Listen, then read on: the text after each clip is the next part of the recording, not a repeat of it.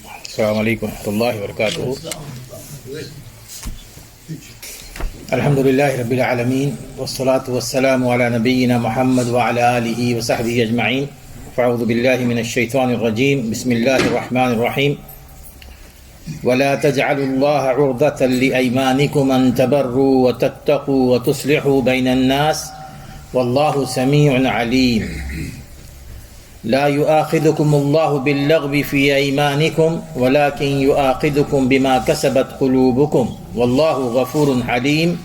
للذين يؤلون من نسائهم تربص 4 أشهر فإن فاءوا فإن الله غفور رحيم وَإِنْ عَزَمُوا الطَّلَاقَ فَإِنَّ اللَّهَ سَمِيعٌ عَلِيمٌ۔ یہ جو آج کی آیات ہے، آیت نمبر 224 سے لے کر میں نے 227 تک یہ 3 آیات میں نے آپ کے سامنے پڑھی ہیں۔ انشاءاللہ انہی آیات کی روشنی میں کچھ گفتگو ہوگی۔ سب سے پہلی آیت جو میں نے پڑھی ہے یہ قسم اٹھانے کے حوالے سے۔ ابھی یہ جو آیات آ رہی ہیں نا، تو تھوڑا سا یہ احکام کی آیات ہیں، رولنگ تقریباً، لیکن اس کا معنی یہ نہیں ہے کہ جی کہ احکام یعنی خشک ہیں اور اس میں کوئی تزکیے کے حوالے سے کوئی گفتگو نہیں ہوتی ہے یا تطہیر کے حوالے سے نہیں۔ قرآن مجید کا یہ اعجاز ہے، قرآن مجید کا یہ اعجاز ہے کہ چاہے وہ آیات احکام کے حوالے سے کیوں نہ ہو، کہیں نہ کہیں نصیحت کا پہلو نکلتا ہے، کہیں نہ کہیں تزکیے کا پہلو نکلتا ہے۔ تو اس اعتبار سے بھی ہم نے دیکھنا ہے۔ تو اس آیت میں اللہ تبارک و تعالیٰ کا ارشاد گرامی ہے، وَلَا تَجْعَلُوا اللَّهَ عُرْضَةً لِأَيْمَانِكُمْ، اور تم اپنی قسموں کے لیے اللہ تعالیٰ کے نام کو ایسی ڈھال نہ بناؤ کہ أَن تَبَرُّوا وَتَتَّقُوا وَتُصْلِحُوا، کہ تم فلاں نیکی کا کام نہیں کرو گے یا فلاں برائی سے نہیں بچو گے اور لوگوں کے درمیان صلح صفائی جیسی نیکی کا کام نہیں کرو گے۔ واللہ سمیع علیم، بے شک اللہ تبارک و تعالیٰ سب کو سنتا ہے اور جانتا ہے۔ دوستو، اس کا تعلق قسم اٹھانے سے ہے۔ جب عموماً یہ ہوتا ہے کہ جب ہم کسی بات پر قسم کھاتے ہیں، قسم اٹھائی جاتی ہے، تو ہونا تو یہ چاہیے کہ اس کی تکمیل کی جائے۔ جب ہم قسم اٹھاتے ہیں تو وعدہ کرتے ہیں نا، پکا وعدہ، تو اس کی تکمیل ہونی چاہیے۔ لیکن اگر اس قسم کے اٹھانے سے ہم کسی نیک کام کو چھوڑنے پر مجبور ہو جائیں یا کسی برائی کا ارتکاب کرنے پر مجبور ہو جائیں، جیسے مثال کے طور پر اگر کوئی قسم اٹھائے کہ میں نے اپنے والدین سے ترک تعلق کر لینا، والدین سے میں گفتگو نہیں کروں گا، فلاں رشتہ دار سے میری گفتگو بند ہے، یہ فلاں رشتہ دار کو میں اب اس کے بعد کوئی تعاون نہیں کروں گا، اس کے ساتھ کوئی مدد نہیں کروں گا، یا اسی طرح فلاں کے درمیان جو جھگڑے ہیں ان کے درمیان میں نے نہیں کرنا ہے صلاح صفائی، میں ان جھگڑوں میں پڑنا ہی نہیں چاہتا۔ اب اس قسم کی جو چیزیں ہیں اگر ان پر ہم نے قسم اٹھا لی تو اس میں واجب ہے کہ ان قسموں کو توڑ دیں، ان قسموں کو توڑ دیں اور ان کا کفارہ ادا کریں، کیونکہ یہ وہ قسمیں ہیں جو ایک مسلمان کو برے کام کرنے پر مجبور کرتی ہیں، نیکی کے کام کو چھوڑنے پر مجبور کرتی ہیں۔ تو اس اعتبار سے اس میں ہمیں کوئی جھجک نہیں ہونی چاہیے، اور یہ ہے کہ جی کہ آپ ان قسموں کا کفارہ ادا کر دیں۔ کفارہ جیسے کہ دیگر دوسری آیات میں دوسری جگہ پر اللہ تعالیٰ نے اس کی طرف اشارہ فرمایا ہے کہ 10 مسکینوں کو کھانا کھلا دیں، 10 مسکینوں کو یا کپڑے پہنا دیں یا 3 دن کے روزے رکھ لیں، یا اس کا کفارہ ہے یہ۔ اور اسی طرح صحیح مسلم کی ایک حدیث ہے جس میں رسول اکرم صلی اللہ علیہ وسلم کا ارشاد گرامی ہے کہ من حلف علی یمین فرآ غیرہا خیرا منہا، اگر کوئی شخص کسی بات پر قسم کھاتا ہے، قسم اٹھاتا ہے جذبات میں آ کے، جوش میں آ کے، پھر اس کے بعد دیکھتا ہے کہ جی کہ اس کے ضد میں جو کام ہے وہ بہت اچھا ہے، اس کے اپوزٹ کا جو کام ہے وہ بہت اچھا ہے، فَلْيُكَفِّرْ عَنْ يَمِينِهِ، تو پھر وہ اس قسم کا کفارہ ادا کر دے، وَلْيَفْعَلِ الَّذِي هُوَ خَيْرٌ، اور وہ اس کام کو کرے جو بھلائی کا کام ہو، جو بہتر کام ہو۔ اب اس کا معنی یہ ہے کہ رسول اکرم صلی اللہ علیہ وسلم نے خاص طور پہ فرمایا فَلْيُكَفِّرْ عَنْ يَمِينِهِ، اس کو چاہیے کہ وہ قسم توڑ دے، یہ نہیں کہ جی کہ میں نے تو قسم اٹھائی ہوئی ہے کہ میں نے فلاں رشتہ دار سے ملنا نہیں ہے، میں نے قسم اٹھائی ہوئی ہے کہ جی کہ فلاں کے ساتھ کوئی مالی تعاون نہیں کرنا ہے، اب میں کیسے کروں؟ نہیں، اس پر آپ پر واجب ہے کہ آپ اس قسم کو توڑ دیں۔ اس آیت کے حوالے سے بعض مفسرین نے یہ بھی لکھا ہے کہ جی کہ اس آیت کا شان نزول ابو بکر صدیق رضی اللہ تعالی عنہ کے ساتھ پیش آنے والا وہ واقعہ ہے کہ جس میں کچھ منافقین نے حضرت عائشہ رضی اللہ تعالی عنہا پر الزام تراشی کی تھی، اور وہ الزام تراشی اس قدر گھناؤنی تھی کہ کوئی شخص بھی جو صحیح معنوں میں جس کے اندر صحیح معنوں میں ایمان ہو وہ اس کو قبول ہی نہیں کر سکتا۔ لیکن ابو بکر صدیق رضی اللہ تعالیٰ عنہ کی وہ بیٹی تھی نا، صاحبزادی تھی، وہ اچھی طرح جانتے تھے اپنی بیٹی کو، اور ان پر یہ گھنانا الزام لگا تو ظاہر ہے کہ کس قدر دلی تکلیف ہوئی ہوگی نا، کس قدر سخت تکلیف دہ مرحلے سے وہ گزرے ہوں گے پورے 1 مہینے کے لیے۔ ایسے موقع پر ہوا یہ کہ وہ جو منافقین تھے ان میں 1-2 صحابی بھی شامل ہو گئے، سادہ لو صحابی تھے، سادگی ان میں تھی۔ ان میں حضرت حسان بن ثابت رضی اللہ تعالیٰ عنہ تھے، مصطح بن اثاثہ رضی اللہ تعالیٰ عنہ تھے، اور مصطح بن اثاثہ جیسے کہ میں نے اس سے پہلے بھی شاید ذکر کیا ہے کہ یہ وہ صحابی ہیں جو غریب تھے، مفلوق الحال تھے، ابو بکر صدیق رضی اللہ تعالیٰ عنہ کے رشتے میں لگتے تھے، وہ دور سے ان کا رشتہ لگتا تھا۔ تو ابو بکر صدیق رضی اللہ تعالیٰ عنہ جس طرح دوسروں کے ساتھ تعاون کیا کرتے تھے، ان کے ساتھ بھی ہر مہینے تعاون کیا کرتے تھے۔ اور جب وہ یہ ہوا کہ حضرت مصطح بن اثاثہ نے منافقین کا ساتھ دیا سادگی میں، انہوں نے بھی کہنا شروع کر دیا کہ جی کہ بات کچھ ہوگی ایسے ہی، تو ابو بکر صدیق رضی اللہ عنہ کو انتہائی تکلیف ہوئی، تو انہوں نے وہاں پر یہ قسم اٹھا لی تھی کہ میں نے اس کے بعد ان کے ساتھ تعاون نہیں کرنا۔ اس موقع پر اللہ تعالیٰ نے یہ آیات نازل فرمائی کہ وَلَا يَأْتَلِ أُولُو الْفَضْلِ مِنْكُمْ وَالسَّعَةِ أَنْ يُؤْتُوا أُولِي الْقُرْبَى وَالْمَسَاكِينَ وَالْمُهَاجِرِينَ فِي سَبِيلِ اللَّهِ وَلْيَعْفُوا وَلْيَصْفَحُوا أَلَا تُحِبُّونَ أَنْ يَغْفِرَ اللَّهُ لَكُمْ۔ اللہ تعالیٰ نے وہاں پر یہ آیات نازل فرمائی کہ تم میں سے جو لوگ مالدار ہیں، تم میں سے جن کے پاس پیسہ ہے، وہ اس بات کی قسم نہ کھائیں کہ وہ جو مساکین ہیں، جو رشتہ دار ہیں، ان کے ساتھ تعاون نہیں کریں گے۔ تمہیں تعاون کرنا چاہیے، وَلْيَعْفُوا وَلْيَصْفَحُوا، ان کو معاف کر دو، ان سے درگزر کرو۔ أَلَا تُحِبُّونَ أَن يَغْفِرَ اللَّهُ لَكُمْ، کیا تم یہ نہیں چاہتے کہ اللہ تعالیٰ تمہاری مغفرت کرے؟ جب یہ آیت نازل ہوئی تو ابو بکر صدیق رضی اللہ تعالیٰ نے فرمایا کہ میں چاہتا ہوں کہ اللہ تعالیٰ مجھے معاف فرمائے، میں چاہتا ہوں کہ اللہ تعالیٰ میری مغفرت فرمائے۔ اس کے بعد یہ ہوا کہ نہ صرف انہوں نے وہ جو تعاون کیا کرتے تھے وہ تعاون جاری کر دیا، بلکہ اس میں ڈبل کر دیا، اس میں اضافہ کر دیا اس میں۔ تو یہ ہوتا ہے کہ کبھی ہمارے دل پر، ہمارے ضمیر پر بہت کئی چیزیں گرا گزرتی ہے، بہت کشمکش ہوتی ہے ہمارے نفس کے ساتھ کہ میں نہیں کر سکتا، میں فلاں رشتہ دار کو یہ تعاون نہیں کر سکتا اس کے ساتھ، میں اس کو اپنے گھر نہیں بلا سکتا، میں اس کے گھر نہیں جا سکتا، اور ہم سمجھتے ہیں کہ جی کہ میری اس میں تذلیل ہے، تحقیر ہے۔ اللہ تعالیٰ فرماتے ہیں کہ وَلْيَعْفُوا وَلْيَصْفَحُوا، جو تمہارے رشتہ دار ہیں، جو غریب ہیں، اور جو جن کے ساتھ تم مدد کیا کرتے تھے، کوشش کرو کہ ان کی جو غلطیاں ہوئی ہیں ان کو درگزر کرو، ان کو معاف کرو۔ اس کا فائدہ سب سے بڑا یہ ہوگا کہ أَلَا تُحِبُّونَ أَن يَغْفِرَ اللَّهُ لَكُمْ، کیا تم یہ نہیں چاہتے کہ اللہ تعالیٰ تمہارے معاف فرمائے، اللہ تعالیٰ کی مغفرت حاصل کر لو گے؟ تو یہ ہے ابو بکر صدیق رضی اللہ عنہ کی سنت۔ انہوں نے جب یہ بات کہی تو انہوں نے یہ کہا، جب یہ آیات نازل ہوئی تو انہوں نے یہ کہا کہ اللہ میں تو چاہتا ہوں کہ مجھے معاف فرما، اور انہوں نے زیادہ اس میں، بہرحال اس میں جو بات بتائی گئی ہے وہ یہ کہ کوشش یہ ہونی چاہیے ہماری کہ اس معاملے میں ہم کسی بھی طور پر اپنے آپ کو یوں نہ سمجھے کہ جی کہ میں کسی سے بڑا ہوں، میں کسی کے آگے جھک نہیں سکتا، اور وہ خودداری جو ہے نا وہ مبالغی کی حد تک نہ ہو جائے، آگے اللہ تعالیٰ فرماتے ہیں کہ اس میں ایک اور چیز میں جو بیان کی گئی ہے کہ ان تبروا وتتقوا وتصلحوا، کہ تم یہ قسمیں نہ کھاؤ کہ جی کہ میں کسی کے ساتھ نیکی نہیں کروں گا، کسی کے ساتھ کوئی نیک کام نہیں کروں گا، وتصلحوا، اور میں کسی کی صلاح صفائی بھی نہیں کروں گا۔ یہ بھی ایک ہے، دیکھیے ہمارے معاشرے میں شوہر بیوی کے درمیان جھگڑا ہے تو اس میں صلاح صفائی کروانا یہ تو بہت بڑی نیکی کا کام ہے۔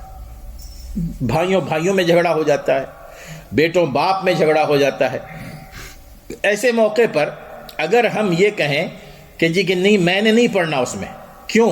واقعہ ہوتا بھی ایسا ہے کہ کچھ لوگوں کو تجربہ ہوتا ہے، جو صلاح صفائی کا کام کرتے ہیں نا، الزام ان پر آ جاتا ہے، ان کو بدنام کیا جاتا ہے، ان پر جانبداری کا الزام بھی لگ جاتا ہے.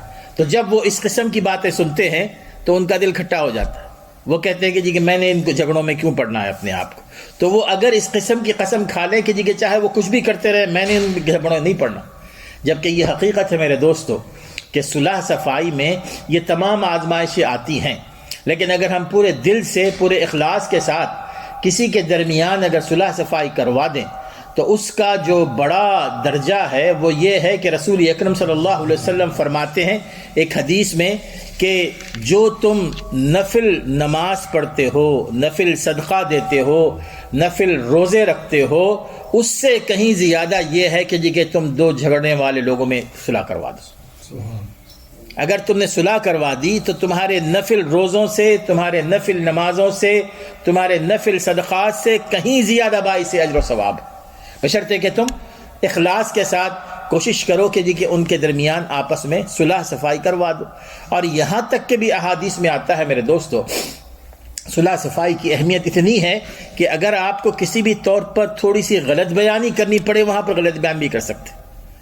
شوہر بیوی میں اگر کوئی جھگڑا ہو جائے، اگر آپ چاہتے ہیں کہ ان کے درمیان صلح صفائی ہے تو آپ اپنی طرف سے کہہ دیں کہ جی کہ ماشاءاللہ تو وہ تو تمہیں بہت یاد کر رہے تھے، تمہارا بڑا ذکر کر رہے تھے. تو یہ چیز دلوں کو پگھلاتی ہے نا، دلوں کو پگھلاتی ہے. تو یہ چیزیں بھی یعنی صلح صفائی میں بہت اہمیت رکھتی ہیں. اسی وجہ سے رسول اکرم صلی اللہ علیہ وسلم نے فرمایا کہ لیس الکذاب الذی یصلح بین الناس ویقول وینمی خیرا، کہ اس کو جھوٹا نہیں کہیں گے جو صلح صفائی کے لیے، مصالحت کے لیے ایسی باتیں بھی بول دیتا ہے جو حقیقت میں واقع نہیں ہوتی. تو اس قدر صلح صفائی کی اہمیت ہے. تو اس طرح ہم نے اپنے آپ کو چوز کرنا ہے میرے دوستو. اس آیت کی روشنی میں معاشرے میں دو قسم کے لوگ ہوتے ہیں نا. ایک وہ لوگ ہوتے ہیں جو صلح صفائی کرواتے ہیں، نیک کام کو پھیلاتے ہیں، نیکی کو آگے بڑھاتے ہیں. اور ایک وہ لوگ ہوتے ہیں جو فساد پھیلاتے ہیں، شوہر بیوی کے درمیان فساد کرتے ہیں، بھائیوں کے درمیان فساد ڈالتے ہیں. ایسے لوگوں کے بارے میں رسول اکرم صلی اللہ علیہ وسلم کی ایک حدیث آتی ہے ابن ماجہ کی. ہمارے لیے اس میں بڑا سبق ہے. رسول اکرم صلی اللہ علیہ وسلم فرماتے ہیں کہ ان من الناس ناسا مفاتیح للخیر، کہ دنیا میں دو قسم کے لوگ ہوتے ہیں معاشرے میں. ایک قسم کے وہ لوگ ہیں جو بھلائی اور خیر کی چابی ان کے ہاتھ میں ہوتی ہے. جب بھی کوئی بات بولیں گے بھلی بات بولیں گے، جب بھی کوئی کام کریں گے بھلا کام کریں گے. وہ بھلائی کی چابی ہوتے ہیں. وہ جب گفتگو کرتے ہیں تو بھلی باتیں شروع ہو جاتی ہیں، جب کسی کے ساتھ سلوک کرتے ہیں تو نیکی کا سلوک کرتے ہیں، نیکیاں ہی نیکیاں آپ ان میں دیکھیں گے. ومغالق للشر، اور یہ وہ لوگ ہوتے ہیں کہ جو شر، فساد، جھگڑے اور برائی کو ہمیشہ ختم کرنے کی کوشش کرتے ہیں. جہاں بھی دیکھا کہ آپس میں کوئی بدگمانی ہو رہی ہے، کوئی فساد ہو رہا ہے، ان کی پوری کوشش ہوتی ہے کہ کسی نہ کسی شکل میں آپس میں ان کے درمیان صلح ہو جائے، یہ فساد ختم ہو جائے. کسی کا کوئی برا کام کرتا دیکھتے ہیں تو بڑے حکمت کے ساتھ، بڑے نرم انداز میں کوشش کرتے ہیں کہ ان کو سکھائیں، ان کو سمجھائیں. ایسے بھی لوگ ہوتے ہیں. اور پھر رسول اکرم صلی اللہ علیہ وسلم نے فرمایا وَإِنَّ مِنَ النَّاسِ نَاسًا مَفَاتِحَ لِلشَّرِّ، لیکن کچھ لوگ ایسے بھی ہوتے ہیں جو برائی کی چابی لیے پھرتے ہیں. وہ برائی کی چابی ہوتے ہیں، جہاں بیٹھا وہ کوئی نہ کوئی برائی کو چھوڑ کے جاتے ہیں. وہاں پر کسی کی غیبت کر دی، کسی کے بارے میں الزام لگا دیا، کسی کے جھوٹ بولا، کوئی نہ کوئی برائی وہ اٹھتے ہوئے اپنے پیچھے چھوڑ کر جاتے ہیں. وہ مغالق للخیر، اور ایسے لوگ وہ ہوتے ہیں کہ جو بھلائیوں کے دروازے بند کرتے ہیں، بھلائیوں کے تالے ہوتے ہیں، وہ نیکی کے کام میں سب سے بڑی رکاوٹ ہوتے ہیں. اگر کوئی نیکی کے کام میں آگے بڑھ رہا ہے تو کہتے ہیں کہ ٹھیک ہے بعد میں پڑھ لیں گے نماز، ابھی کیا جلدی ہے، ہمارے ساتھ پڑھ لیں. اسی طرح صدقہ اور خیرات کا معاملہ، ایسے کئی لوگ آپ کو ملیں گے. صدقہ اور خیرات کے معاملے میں جو لوگ کچھ کرتے ہیں، اللہ تعالیٰ نے توفیق دی ہے، کسی نہ کسی شکل میں کہیں گے وہاں پر کہ جی یہ آپ جن کو دے رہے ہیں پتہ نہیں وہ پہنچا رہے ہیں کہ نہیں پہنچا رہے. یعنی اس قسم کی جو حرکتیں ہیں ان سے معلوم کریں، ان سے ساری چیزیں تفاصیل منگائیں. وہ تفصیلیں منگانے تک آدمی کا ذہن تبدیل ہو جاتا ہے، یا تو پیسہ ختم ہو جاتا ہے اس کا، کسی اور جگہ بھیجتا ہے، یہ وہ لوگ ہوتے ہیں مغالق للخیر، کہ بھلائی کو روکنے والے، بھلے کاموں میں وہ کیڑے ڈالنے والے اور عیوب نکالنے والے.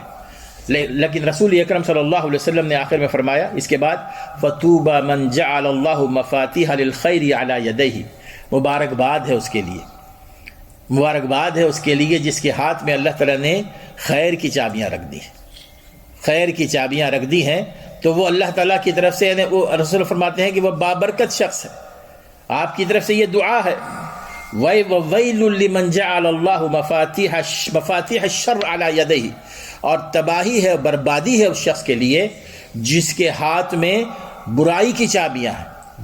وہ برائی کی چابیاں ہیں، وہ جہاں بھی جاتا ہے برائیوں کو پھیلاتا ہے، نیکیوں کو ختم کرنے کی کوشش کرتا ہے. میرے دوستو، حقیقت بھی یہ ہے کہ وہ لوگ جو شوہر اور بیوی میں اگر وہ فساد پیدا کرنے والے آپ کو ملیں گے بہت سارے. حقیقت میں رسول اکرم صلی اللہ علیہ وسلم نے شیطان کا محبوب ترین عمل قرار دیا اس کو، کہ جو شوہر اور بیوی کے درمیان فساد پھیلاتے ہیں. اسی طرح بھائیوں کے درمیان فساد پھیلانا، باپ بیٹوں کے درمیان فساد پھیلانا، یہ شیطانی کام ہوتا ہے. لیکن اس کے برعکس جو لوگ ماشاءاللہ اللہ تعالیٰ نے ان کے ہاتھ میں خیر کی چابیاں رکھی ہیں، وہ کوشش کرتے ہیں کہ نیکی کو آگے بڑھائیں. تو ہمیں اپنے دیکھنا ہے اپنے آپ کو کہ ہم اپنے آپ کو کس میں شمار کرتے ہیں، اور اگر ہمارے اندر وہ بات نہیں ہے تو ہمیں کوشش کرنی چاہیے، اللہ تعالیٰ سے دعا کرنی چاہیے کہ اللہ تعالیٰ مجھے خیر کو پھیلانے والا بنا، شر کو روکنے والا بنا. یہ وہ چیز ہے جو میرے دوستو یہ بعد میں بھی ہمارے کام آ سکتی ہے. اس کے بعد آیت نمبر 225 ہے جس میں اللہ تبارک و تعالیٰ نے اسی قسم کے حوالے سے یہ بات بیان فرمائی کہ لا یؤاخذکم اللہ باللغو فی ایمانکم ولکن یؤاخذکم بما کسبت قلوبکم واللہ غفور حلیم. بعض لوگوں کو عادت ہوتی ہے، دیکھیے بات پہ کہتے ہیں قسم ہے قسم ہے قسم ہے قسم ہے، یہ الفاظ عام طور پہ دہراتے ہیں. تو یہ ایک عادت سی ہوتی ہے بعض لوگوں کی عادت ہوتی ہے کہ وہ قسم کا لفظ تکیہ کلام بن جاتا ہے ان کا.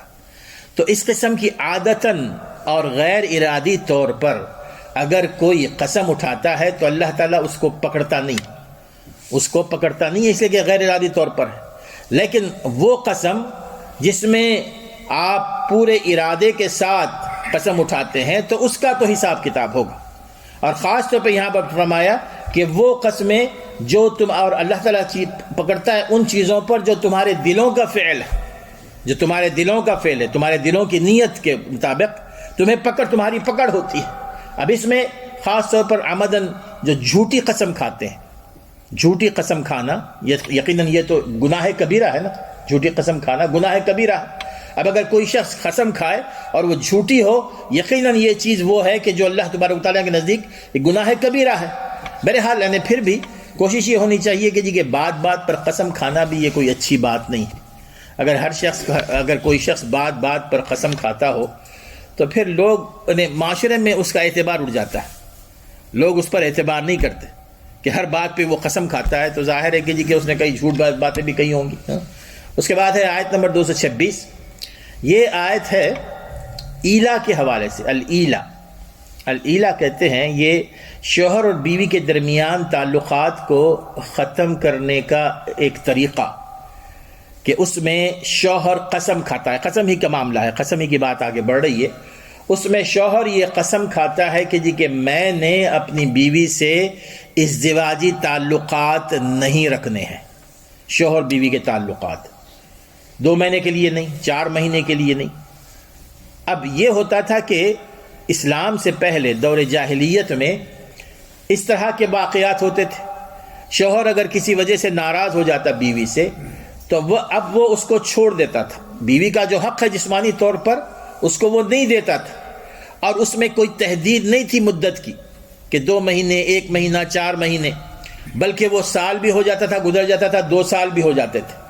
اور ازدواجی تعلقات بالکل وہ قائم نہیں کرتے تھے.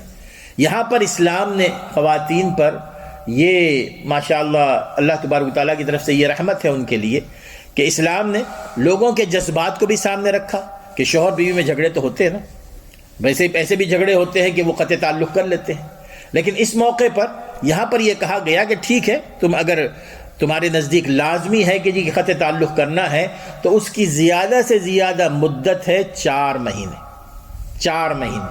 للذین یؤلون من نسائہم تربص 4 اشہر فإن فاؤوا فإن اللہ غفور الرحیم. جو لوگ اپنی بیویوں سے تعلق نہ رکھنے کی قسم کھا لیں ان کے لیے 4 ماہ کی مدت ہے. 4 ماہ کی مدت. اس دوران اگر وہ فإن فاؤوا اگر وہ رجوع کر لیں تو اللہ تبارک و تعالیٰ بھی تمہارے اچھے اور برے ارادوں کو خوب سننے والا اور جاننے والا ہے. معنی یہ ہے کہ مدت کی تحدید کر دی گئی اسلام میں کہ اگر کسی وجہ سے یہ ناگزیر ہو کہ تم اپنے بیوی کے ساتھ تعلقات نہیں قائم کر سکتے تو اس کی زیادہ سے زیادہ مدت 4 مہینے. اگر 4 مہینے گزر جائیں اور پھر بھی تم نے تعلقات قائم نہیں کیے تو اب تمہارے پاس 2 ہی راستے ہیں. یا تو تم نے تعلقات اس سے قائم کر لینا ہے یا اس کو طلاق دینا. یا تعلقات قائم کرنا ہے یا طلاق دینا ہے. جیسا کہ اہل علم نے لکھا ہے اس میں کہ اگر وہ تعلقات بھی نہ قائم کرے اور طلاق بھی نہ دے جیسا کہ دور جاہلیت میں ہوتا تھا اور آج بھی ہو رہا ہے. آج ایسی کئی خواتین ہیں جو اس معاملے میں پریشانی کا شکار ہیں. شوہروں نے ان کو چھوڑ رکھا ہے. 6 مہینے ہو جاتے ہیں, سال ہو جاتا ہے, ان سے ان کا کوئی تعلق باقی نہیں رہتا. اور جب ان سے کہا جاتا ہے کہ طلاق کے لیے تو وہ طلاق دینے پر بھی راضی نہیں ہوتے. کہتے ہیں کہ جی کہ میں نے طلاق نہیں دینا ہے, تم نے اگر لینا ہے تو لے لو. اور بعض وہ بھی نہیں کرتے کہ اگر بیوی خلا چاہتی ہے تو خلا کے لیے بھی تیار نہیں ہوتے. اب ان کے لیے بھی اس میں نصیحت ہے کہ جیسے کہ علماء نے لکھا ہے کہ جی کہ اگر ایسی بات ہو تو قاضی کے اوپر یہ لازم ہے کہ اس کو مجبور کرے کہ یا تو وہ طلاق دے یا تو اس کے ساتھ تعلقات قائم کرے, اس کو معلقہ بنا کے نہ چھوڑے. معلقہ بنا کے نہ چھوڑے. اب یہ چیز انتہائی ہمارے پاس اہم ہے میرے دوستو. ہمارے معاشرے میں یہ چیزیں بہت زیادہ ہوتی ہیں. اب اگر اس میں یہ ہے کہ جی کہ اگر وہ 4 مہینے سے پہلے تعلقات قائم کر لیتا ہے تو اس کو قسم کا کفارہ ادا کرنا پڑے گا. قسم کا کفارہ ادا کر لے, اور اگر 4 مہینے پورے ہو جائے تو اس کو اپنے ساتھ اپنے تعلقات قائم کر لے اور پھر اس کے بعد اپنے طور پر وہ رہ سکتے ہیں. لیکن اس میں ایک مسئلہ یہ بھی ہے, ہمارے ہاں یہ بھی معروف ہے, لوگ سوالات کرتے ہیں کہ جی کہ 4 مہینے گزر جائیں, 4 مہینے گزرنے کے بعد کیا خود بخود طلاق ہو جاتی ہے بیوی کو؟ خود بخود طلاق نہیں ہوتی. خود بخود طلاق نہیں ہوتی بلکہ شوہر کو طلاق دینی پڑتی ہے, کیونکہ آگے کی آیت 227 نمبر اللہ تعالیٰ فرماتے ہیں کہ فَإِنْ عَزَمُوا الطَّلَاقَ فَإِنَّ اللَّهَ سَمِيعٌ عَلِيمٌ. اگر اس کے باوجود تم نے اپنی بیوی کو طلاق دینے کا پکا ارادہ کر لیا فَإِنَّ اللَّهَ سَمِيعٌ عَلِيمٌ, بے شک اللہ تعالیٰ سننے والا اور جاننے والا ہے, تو تم طلاق دے دو. اگر پکا ارادہ کر لیا ہے تو طلاق دے دو, بے شک اللہ تعالیٰ سننے والا اور جاننے والا ہے. اس سے معلوم یہ ہوتا ہے کہ جب تک کہ شوہر طلاق نہ دے بیوی پر طلاق واقع نہیں ہوتی. کئی ایک خواتین یہ سوال کرتی ہیں کہ جی کہ ہم تو 6 مہینے سے علیحدہ رہ رہے ہیں, 1 سال سے علیحدہ رہ رہے ہیں, کسی نے ہم سے کہا ہے کہ جی کہ 4 مہینے علیحدہ رہ جاؤ تو خود بخود طلاق ہو جاتی ہے, اور پھر وہ نادانی میں دوسرا نکاح بھی کر لیتی, جبکہ اس کے لیے یہ ضروری ہے کہ جب تک کہ وہ اپنے شوہر سے طلاق نہ حاصل کر لے اس وقت تک وہ اس کی منکوحہ ہے, اس کے نکاح ہی میں رہے گی. اس کا ہم نے خاص طور پر یہ کرنا ہے کہ اس معاملے میں. اور جہاں تک تعلق ہے کہ جی کہ مدت جو ہے اس میں اگر ضرورت پڑتی ہے کہ جی کہ شوہر بیوی میں ایسے پرابلمز ہیں, شوہر چاہتا ہے کہ کچھ دنوں کے لیے میں نے اسپیس لینی ہے, بیوی بھی چاہتی ہے یہاں پر, تو اگر وہ 1 مہینے کے لیے 2 مہینے کے لیے بھی اگر وہ علیحدہ رہتے ہیں تو پھر اس میں کوئی بات نہیں ہے. رسول اکرم صلی اللہ علیہ وسلم نے بھی اعلان کیا تھا, جب ازواج مطہرات نے رسول اکرم صلی اللہ علیہ وسلم سے روزانہ کے جو خرچہ ہوتا ہے گھر کے اخراجات اس میں اضافے کا مطالبہ کیا تھا, جو رسول اکرم صلی اللہ علیہ وسلم کے لیے بہت بڑا بھاری بوجھ تھا, آپ اس کو نہیں کر سکتے تھے. تو اس وقت آپ نے 1 مہینے کے لیے اپنی ازواج مطہرات سے علیحدگی اختیار کر لی تھی, اور اس کے بعد واپس لے لیں, اس میں کوئی بات نہیں ہے. اور اس کے بعد جو آخری آیت ہے آج کی وہ ہے طلاق کے حوالے سے 228 آیت نمبر 28, والمطلقات يتربصن بأنفسهن 3 قروء ولا يحل لهن أن يكتمن ما خلق الله في أرحامهن إن كن يؤمن بالله واليوم الآخر والمطلقات، اور وہ خواتین جو طلاق یافتہ ہیں، مطلقہ کہتے ہیں طلاق یافتہ، جن خواتین کو ان کے شوہروں نے طلاق دے دی ہے، اب وہ 3 حیض کی مدت اپنے آپ کو روکے رکھیں گی، 3 حیض کی مدت۔ اور اگر وہ اللہ اور آخرت کے دن پر ایمان رکھتی ہیں تو انہیں یہ جائز نہیں ہے کہ وہ اللہ تعالیٰ نے جو کچھ ان کے رحم میں پیدا کیا ہے اس کو چھپائے رکھیں۔ اب اس آیت میں 2-3 چیزیں ذہن میں رکھیے۔ سب سے پہلے تو مطلقات، جو طلاق یافتہ خاتون ہیں، ان کے لیے جو عدت بتائی گئی ہے یہاں پر، طلاق کی عدت، وہ ہے 3 قروء۔ اب اس میں علماء کا اختلاف ہے، دو رائے آتی ہیں، دونوں رائے بھی تقریباً قابل قبول ہیں۔ قروء سے مراد بعض علماء نے لیا ہے کہ جی کہ یعنی پاکی اور صفائی، یعنی، اور بعض نے لیا ہے کہ حیض، طہر اور حیض، اور یہ دونوں بھی یہاں پر بہرحال فٹ آتے ہیں۔ تو بہرحال اس میں اللہ تعالیٰ نے فرمایا کہ جی کہ 3 حیض وہ اپنے آپ کو روکے رکھیں گی۔ اب وہ کون سی خاتون ہے مطلقہ خاتون؟ میرے دوستو، اگر کسی خاتون کو طلاق ہو جائے، میں آپ کو بتا رہا ہوں، اس میں وہ خواتین نہیں ہیں جو حاملہ ہو۔ حاملہ خاتون کو بھی طلاق ہو سکتی ہے نا، حاملہ خاتون کے لیے بھی طلاق کے احکام ہے قرآن مجید میں۔ بعض لوگ اس معاملے میں غلط فہمی کا شکار ہوتے ہیں کہ جی کہ حمل کے دوران طلاق واقع نہیں ہوتی ہے، حمل کے دوران بھی طلاق واقع ہو جاتی ہے، لیکن اگر طلاق ہو گئی تو حاملہ خاتون کی عدت وضع حمل ہوگی، یعنی جب اس کے ہاں ڈلیوری ہو جائے اس وقت تک وہ عدت میں ہے، چاہے وہ 8 مہینے ہوں چاہے وہ 2 دن ہوں، وہ اس کی عدت جو ہی اس کے ہاں اولاد ہو جائے گی اس کی عدت وہ ختم ہو جائے گی۔ تو اب اس میں یہ خاتون بھی نہیں آتی ہے۔ اسی طرح اگر ایسی کوئی بیوی ہے جس کے ساتھ شوہر کے تعلقات قائم نہیں ہوئے، تعلقات قائم ہونے سے پہلے ہی شوہر نے طلاق دے دی، اب اس کے لیے بھی عدت نہیں ہے۔ تعلقات اگر قائم نہ ہوئے ہوں اور طلاق دے دی جائے تو اس کے لیے عدت بالکل نہیں۔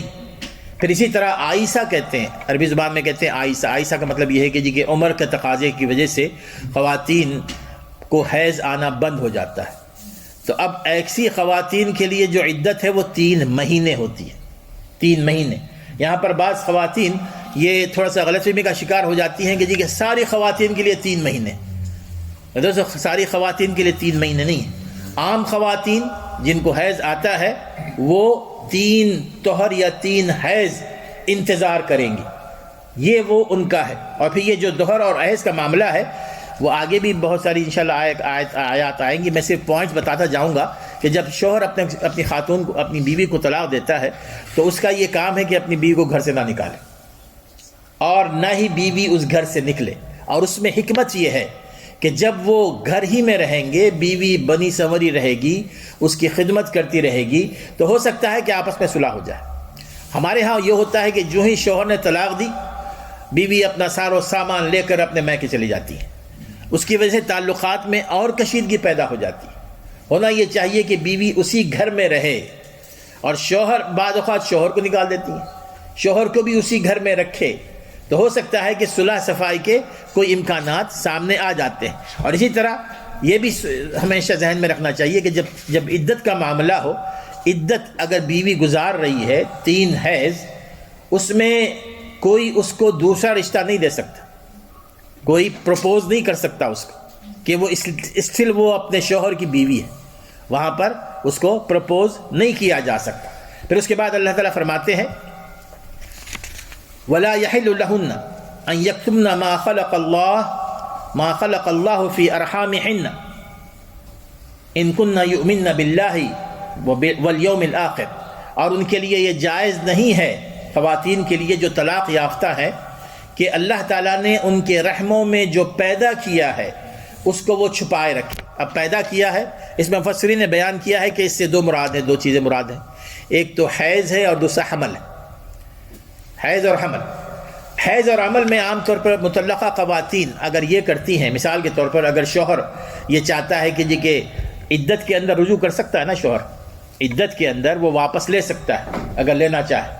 اگر خاتون یہ چاہتی نہیں ہے کہ جی کہ شوہر رجوع کر لے اور میں شوہر کے پاس جاؤں، تو وہ یہ کہہ سکتی ہے، اگر اس کو 2 حیض آئے ہیں تو وہ کہے گی کہ مجھے تو 3 حیض آ چکے، مجھے تو 3 حیض آ چکے۔ یا کوئی چاہتی ہے کہ جی کہ اس کا شوہر اس کو لے آ کر، اگر اس کو 3 حیض بھی آ چکے ہیں وہ کہے گی جی کہ مجھے 2 حیض آئے. تو یہی ہے کتمان، اسی کو چھپانا کہتے ہیں. اور اسی طرح اگر اس سے زیادہ سنگین جو چیز ہے، اگر کسی خاتون کو طلاق ہو چکی ہے اور اس کو معلوم ہے کہ جی کہ ابھی وہ حمل سے ہو گئی ہے، چاہے وہ 1 ہفتے کا حمل ہو چاہے وہ 1 مہینے کا حمل ہو، اور شوہر اس سے ناواقف ہے، شوہر کو اس کا علم نہیں ہے، تو اس کو چاہیے کہ وہ واضح کر دے کہ میں حمل سے ہوں. اور اگر وہ اس کو چھپائے رکھے گی تو اس کا نتیجہ کیا نکلتا ہے؟ ہو سکتا ہے کہ وہ کسی اور کے ساتھ نکاح کر لے، وہ خاتون کسی اور کے ساتھ نکاح کرے گی تو جو حمل سے تھی وہ، تو جو بچہ پیدا ہوگا وہ بچہ حقیقت میں ہوگا پہلے شوہر کا، اور منسوب ہوگا اس شوہر کے ساتھ جس کے ساتھ بعد میں اس نے نکاح کیا. اس میں نسب کا بھی معاملہ ہے، خلط ملط ہو جاتا ہے. پھر اس کے بعد جب وہ بڑے ہوں گے تو محرم اور نامحرم کا جو مسئلہ ہے اس میں بھی بہت ساری غلطیاں ہو جاتی ہیں. یعنی جو لوگ اس کے لیے محرم ہیں وہ نامحرم بن جاتے ہیں، جو محرم ہے نامحرم بن جاتے ہیں. پردے کا مسئلہ ہوتا ہے، بلکہ اس میں وراثت کا بھی مسئلہ آ جاتا ہے. اور پھر ساتھ ہی ہو سکتا ہے، جیسے کہ علماء نے لکھا ہے کہ یہ غلط فہمی میں کسی ایسی لڑکی سے نکاح کر سکتا ہے جو اس کے لیے محرم ہے. یہ ساری باتیں اس وقت ہوتی ہیں جب کہ خواتین اپنے حمل کو چھپائے رکھیں. ان کو اپنے حمل کو چھپائے نہیں رکھنا چاہیے. اس کی سنگینی کا دیکھیں نا اندازہ اس سے کر سکتے ہیں کہ ان کن یؤمن باللہ والیوم الاخر، اللہ تعالیٰ فرماتے ہیں کہ واقعی اگر تمہارا ایمان ہے، اللہ پر ایمان رکھتی ہو، آخرت پر ایمان رکھتی ہو، تو تم نہیں چھپاؤ گی. اور اگر تم نے چھپا لیا تو تمہارا اللہ تعالیٰ پر نہ ایمان ہے نہ آخرت پر ایمان ہے. اور آخری حصہ اس آیت کا وَبُعُولَتُهُنَّ أَحَقُّ بِرَدِّهِنَّ فِي ذَلِكَ إِنْ أَرَادُوا إِصْلَاحًا. اب شوہر نے طلاق دے دی، طلاق دینے کے بعد سنت کے مطابق تو یہ نا کہ طلاق 1 دے، اور اس کے بعد 3 حیض وہ روکے رکھے گی اپنے آپ کو. اور شوہر کو یہ اختیار ہے کہ وہ 3 حیض کے دوران اگر اپنی بیوی کو واپس لینا چاہتا ہے تو اس سے رجوع کر سکتا ہے، واپس لے سکتا ہے. اور اس کا یہ حکم یہاں پر ہے کہ وَبُعُولَتُهُنَّ أَحَقُّ بِرَدِّهِنَّ، اور ان کے شوہر زیادہ حقدار ہیں ان کو واپس لینے کے لیے. زیادہ حقدار ہے کا معنی کیا ہے؟ معنی یہ ہے کہ وہ حقدار ہے زیادہ اس کی اپنی ذات سے زیادہ، بیوی کی حقدار زیادہ ہیں اس کے اپنے ولی سے، بیوی کے والد سے. حقدار زیادہ ہے بیوی کے رشتہ داروں سے. میں اس لیے یہ کہہ رہا ہوں کہ کیا ہوتا کیا ہے کہ شوہر نے طلاق دے دی، بعد میں وہ افسوس کرتا رہا، پھر اس کے بعد دونوں نے آپس میں بات کر لی، ٹھیک ہے میں تمہیں واپس لے رہا ہوں. درمیان میں آ جاتے ہیں لڑکی کے والد کہ نہیں تم نے جانا نہیں ہے اس کے پاس. ولی رشتہ دار روکتے ہیں اس کو.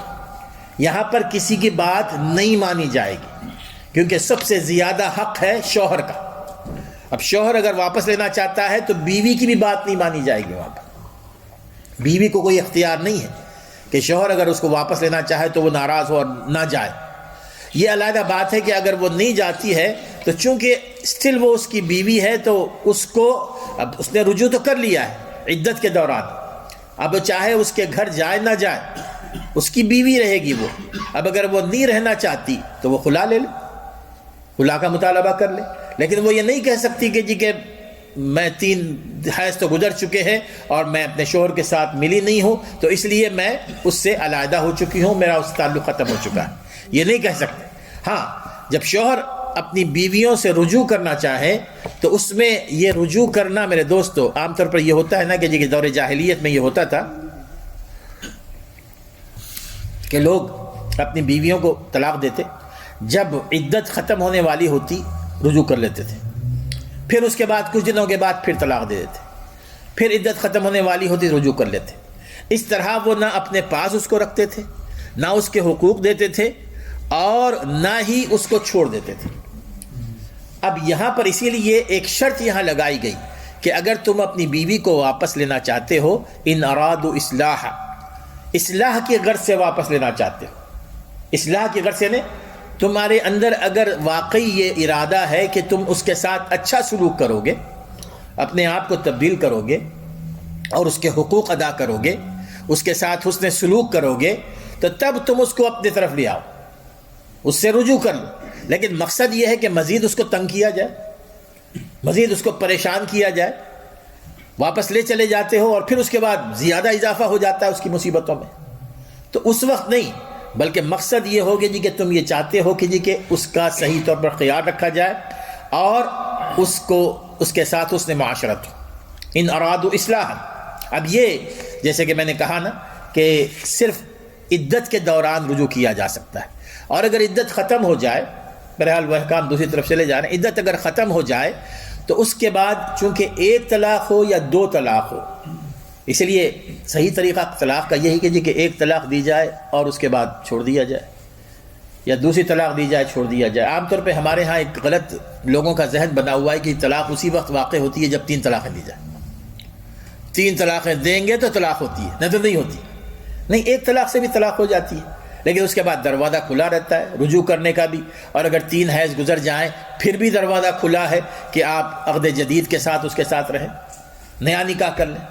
اس طرح تو معاشرے میں جو ہے نا وہ بد نظمی نہیں پیدا ہوتی، کئی ایک مسائل پیدا ہو جاتے ہیں نا۔ بہرحال اس میں اللہ تبارک و تعالیٰ نے بیان فرمایا کہ وَبُعُولَتُهُنَّ أَحَقُّ بِرَدِّهِنَّ فِي ذَلِكَ إِنْ أَرَادُوا إِصْلَاحًا، اور آخر میں وَلَهُنَّ مِثْلُ الَّذِي عَلَيْهِنَّ بِالْمَعْرُوفِ وَلِلرِّجَالِ عَلَيْهِنَّ دَرَجَةٌ وَاللَّهُ عَزِيزٌ حَكِيمٌ۔ آخر میں یہ بات بیان فرمائی کہ ان تمام احکام سے یہ نہ سمجھو کہ عورت اس کا کوئی فرض، اس کے کوئی حقوق نہیں ہے، تم جب چاہو اس کو طلاق دے دو، جب چاہو اس کو واپس لے لو، نہیں۔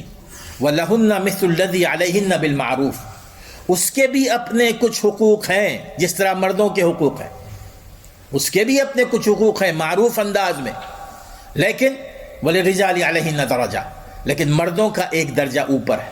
اب اس کے کیا حقوق ہیں عورت کے؟ عورت کے حقوق یہ ہیں کہ شوہر کا یہ کام ہے کہ اس پر خرچ کرے، بیوی سے نہیں پوچھا جا سکتا کہ جی کہ تم نے کمایا کہ نہیں کمایا۔ اگر بیوی جاب کرتی ہے تو شوہر کا کوئی حق نہیں بنتا کہ اس کے مال پر نگاہ رکھے، اس سے پیسہ لے، یہ شوہر کی ذمہ داری ہے، چاہے وہ رات کمائی کرے، دن کمائی کرے، اپنا پسینہ بہائے، جو بھی کرے، اس کی یہ ذمہ داری ہے کہ اپنی بیوی بچوں کو پالے، اس کی یہ ذمہ داری۔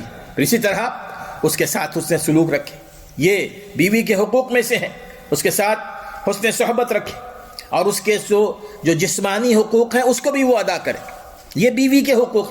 لیکن اللہ تبارک و تعالیٰ نے مردوں کو ایک درجہ رکھا ہے اضافی، اور وہ درجہ دنیاوی حد تک ہے میرے دوست، اخروی حد تک نہیں، دنیاوی اعتبار سے۔ اخروی اعتبار سے تو جس کا ایمان اور عمل صالح زیادہ ہوگا، ہو سکتا ہے کہ بیویاں آگے بڑھ جائیں، خواتین۔ جو دنیاوی حد تک، کیونکہ شوہر کے اوپر یہ ذمہ داری عائد ہوتی ہے کہ وہ اپنی بیوی بچوں پر خرچ کرے، اور آپ دیکھتے ہوں گے الحمدللہ یہ ایک مزاج بنا ہوا ہے، لوگوں کو پتہ ہے، شوہر کو پتہ ہے کہ جی کہ یہ میرا فرض بنتا ہے۔ اب وہ شوہر رات دن محنت کرتا ہے بیچارہ، بیوی بچے گھر میں بیٹھے رہتے ہیں، وہ سردیوں میں جاتا ہے، گرمیوں میں جاتا ہے، پسینہ بہاتا ہے، اپنے باس اور اپنے لوگوں کی وہ ڈانٹ سنتا ہے، سب کچھ کرتا ہے۔ کس کے لیے کرتا ہے؟ وہ بیوی بچوں کو پالنے کے لیے کرتا ہے نا، بیوی بچوں کے لیے کرتا ہے، اور اس میں اس کو خوشی بھی ہوتی ہے۔ تو یہ جو محنت کرتا ہے وہ یقیناً اس کی وجہ سے اس کا ایک درجہ ہے، اس کا درجہ ہے، اس وجہ سے محنت کرتا ہے۔ پھر اسی طرح اللہ تعالیٰ نے اس کے اوپر ایک ذمہ داری بھی عائد کر رکھی ہے نا، وہ یہ کہ یا ایھا الذین آمنوا قوا انفسکم واہلیکم نارا، شوہر کی ذمہ داری ہے کہ اپنے آپ کو بھی جہنم کی آگ سے بچائے اور اپنی بیوی بچوں کو بھی جہنم کی آگ سے بچائے۔ یہ باپ کی ذمہ داری ہے، شوہر کی ذمہ داری ہے۔ تو اس اعتبار سے اس کے اوپر بھاری ذمہ داریاں ہیں، جس کی ذمہ داریاں بھاری رہتی ہیں اس کا درجہ بھی بلند رہتا ہے نا، اس کا درجہ بلند ہوتا ہے، اس لیے کہ ذمہ داریوں کے اعتبار سے ہوتا ہے۔ نہیں ایسے نہیں کہ جی کہ اس کا میرٹ نہیں ہے، یعنی آپ دیکھیں گے جی کہ جو بڑا آفیسر ہوگا، جو بڑا مینیجر ہوگا، ذمہ داریاں بھی اتنی ہی زیادہ ہوتی ہے۔ تو اس اعتبار سے اگر اللہ تبارک و تعالیٰ نے شوہر کا درجہ زیادہ رکھا ہے تو اس ذمہ داریوں کی وجہ سے زیادہ رکھا ہے۔ تو ہماری کوشش ہونی چاہیے کہ اس معاملے کو ذرا دیکھ لیں کہ ہماری ذمہ داریاں کیا ہوتی ہیں۔ اگر ہم نے بیوی کے حقوق دیے تو یقیناً یہ چیز ایسی ہے کہ جس کے ذریعے ہم بیوی کے ساتھ انصاف کر سکتے ہیں، اور حقوق میں بہت ساری باتیں آ جاتی ہیں۔ بیوی کے ایک حق کا میں ایک پوائنٹ، عبداللہ ابن عباس رضی اللہ تعالیٰ عنہ وہ فرماتے ہیں کہ انی احب ان اتزین للمرأة، میں چاہتا ہوں کہ میں اپنی بیوی کے لیے تھوڑا بہت جو نا اپنے آپ کو خوشنما بناؤں، کپڑے اچھے ہوں، بال اچھے بنے ہوئے ہوں، چہرے سے لگتا ہو کہ جی کہ ماشاءاللہ بہت اچھی شخصیت ہے. جس طرح میں چاہتا ہوں کہ میری بیوی میرے لیے زینت کرے تو میں بھی اپنی بیوی کے لیے زینت کروں. اگر یعنی یہ حق ہے بیوی کا. اگر کوئی شوہر ایسا ہے کہ جی کہ بیوی قریب ہی آنا نہیں چاہتی، یعنی ایسی بیویاں ہیں، کسی نے فون کیا تھا کہ جی کہ میں اپنے شوہر سے طلاق چاہتی ہوں. بات کیا ہے؟ کہہ لے کہ جی کہ وہ 2 ہفتے نہاتا نہیں، اس کے جسم سے بدبو آتی ہے، تو میں کیسے رہوں اس کے ساتھ؟ یہ حقائق ہے میرے دوست. تو پھر وہ شوہر چاہے کہ جی کہ نہیں، وہ بیوی میرے ساتھ دلی محبت کرے، میرے ساتھ حسن سلوک کرے، سب کچھ کرے، اور پھر اس کے قریب بھی جایا نہیں جا سکتا، پھر اس کا حق بھی ادا کرے. تو اس اعتبار سے بیوی کا بھی یہ حق ہے. جس طرح ہم بیوی سے یہ توقع رکھتے ہیں کہ جی کہ ہم جب گھر آئیں تو وہ اچھے انداز میں رہے، کپڑے اچھے پہنے رہے، کنگھی وغیرہ کرے رہے، اپنے آپ کو بھی اچھا بنائے انشاءاللہ. تو یہ اس کا حق ہے انشاءاللہ تعالی. اللہ تعالی سمجھنے عمل کرنے کی توفیق عطا فرمائے انشاءاللہ.